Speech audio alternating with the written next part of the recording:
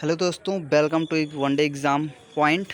यहाँ पे हम डिस्कस करने वाले हैं अशोक के कुछ इंपॉर्टेंट शिलालेख जो कि हमारे एग्ज़ाम पॉइंट ऑफ व्यू से काफ़ी ज़्यादा इंपॉर्टेंट होते हैं। हमारे जैसे छोटे एग्ज़ाम होते हैं एसएससी के लिए, रेलवे के लिए जो प्रिपरेशन कर रहे हैं उनके लिए डायरेक्ट वन लाइनर क्वेश्चन बनता है कि यहाँ पे जो शिलालेख है इनका अशोक का, वो किस तरीके से किसमें है। जैसे पशुबलि निषेध किस शिलालेख में है, तो प्रथम शिलालेख। इस तरीके के क्वेश्चन लगातार बनते रहते हैं। ठीक है, तो जो भी यहाँ पे इम्पॉर्टेंट शिलालेख हैं हम उसके बारे में यहाँ पे डिस्कस करने वाले हैं। तो देखते हैं प्रथम शिलालेख यहाँ पे दिया हुआ है। प्रथम शिलालेख में क्या क्या दिया हुआ है, तो यहाँ पे जो उत्सव है, सामाजिक उत्सव, उसको निषेध कर घोषित करता है अशोक के द्वारा। पशुबलि निषेध की गई है।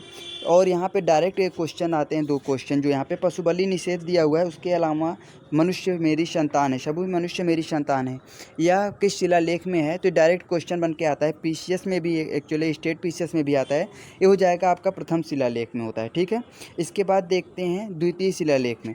हमारे एग्ज़ाम में क्वेश्चन किस तरीके से आता है, द्वितीय शिलालेख के बारे में आता है कि दक्षिणी राज्यों के बारे में किस शिलालेख में डिस्कस किया है अशोक ने, तो हो जाएगा द्वितीय शिलालेख। इसमें कौन कौन से राज्य हैं, इसमें आपके पढ़ते हैं।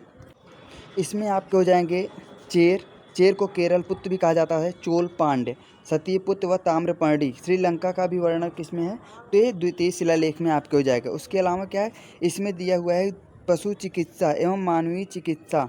ठीक है, पशु चिकित्सा, मानव चिकित्सा एवं लोक कल्याणकारी कार्य का भी डिस्कस द्वितीय शिलालेख में किया गया है। ठीक है, तो इसमें क्या क्या है, तो दक्षिणी भारत के राज्यों की चर्चा द्वितीय शिलालेख में की गई है।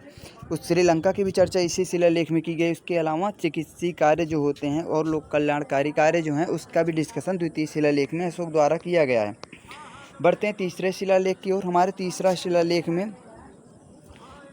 चर्चा किया गया महामात्रों अर्थात पदाधिकारियों के प्रांतों को निर्देश दिया गया है, आदेश जारी किया गया है अशोक के द्वारा, कोई 5वें वर्ष अपने प्रांतों के दौरे पे जाएं, वहाँ पे देखें कोई प्रशासन किस तरीके से चल रहा है, जनता सुख में है या दुख में है, उनके जायजा लें।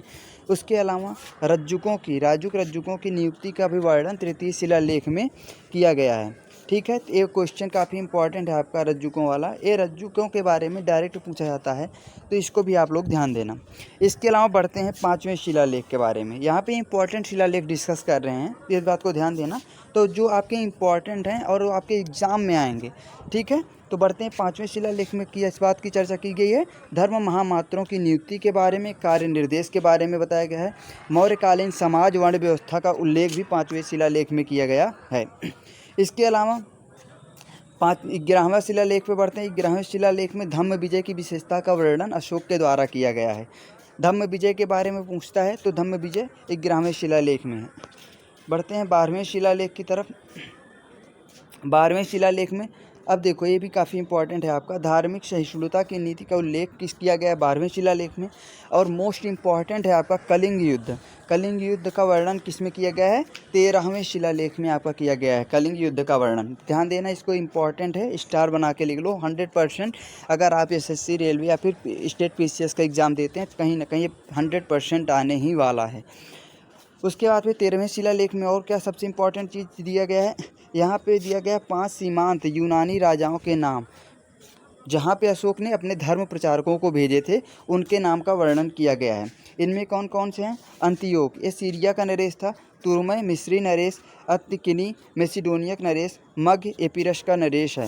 ठीक है, एक आता है आपका स्टेट पीसीएस में मैच से फॉलोइंग मैच करने का लिए आता है कि मैच द फॉलोइंग, तो उसमें आता है कि जैसे अंतियोक कहाँ का राजा था, तुर्मय मिस्र का था, अंतिकिनी मैसिडोनियन था। इस तरीके से क्वेश्चन आते हैं, तो इसको देख लेना है।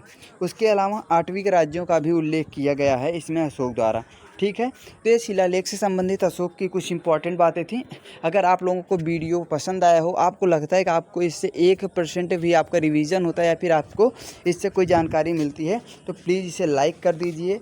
ठीक है, उसके अलावा अपने फ्रेंड्स को भी इसको शेयर कर दीजिए और ज़्यादा से ज़्यादा सब्सक्राइब करवाइए चैनल का, जिससे आपको भी इससे हेल्प मिले और आपके फ्रेंड को भी। Thank you.